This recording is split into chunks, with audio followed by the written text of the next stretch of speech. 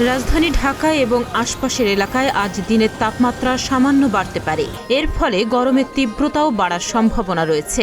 একই সঙ্গে আকাশ মেঘলা থাকলেও বৃষ্টির সম্ভাবনা কম, ফলে দিনভর আবহাওয়া প্রধানত শুষ্ক থাকতে পারে।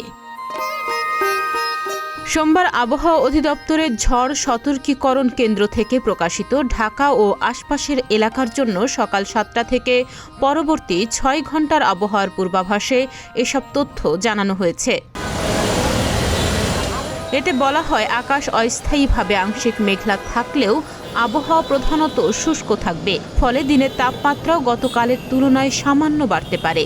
এ সময় দক্ষিণ পশ্চিম অথবা দক্ষিণ দিক থেকে ঘণ্টায় ১০ থেকে ১৫ কিলোমিটার বেগে বাতাস প্রবাহিত হতে পারে। পূর্বাভাসে আরও জানানো হয়েছে, আজ সকাল ৬টায় ঢাকার তাপমাত্রা ছিল ২৫.৩ ডিগ্রি সেলসিয়াস এবং বাতাসের আর্দ্রতা ছিল ৯১%। আর গতকালের সর্বোচ্চ তাপমাত্রা ৩২.৮ ডিগ্রি সেলসিয়াস এবং আজকের সর্বনিম্ন তাপমাত্রা ২৫.০ ডিগ্রি সেলসিয়াস। এছাড়া গত ২৪ ঘণ্টায় ১ মিলিমিটার বৃষ্টিপাত রেকর্ড করা হয়েছে বলেও আবহাওয়া অধিদপ্তর বলছে।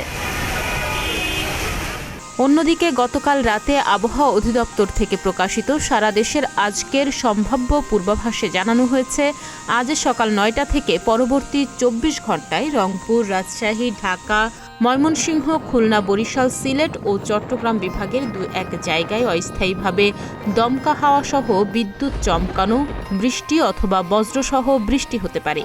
সেই সঙ্গে সারা দেশে দিনের তাপমাত্রা প্রায় অপরিবর্তিত থাকতে পারে এবং রাতের তাপমাত্রা সামান্য বৃদ্ধি পেতে পারে। তাহমিয়া ইয়াসমিন, প্রতিদিনের বাংলাদেশ।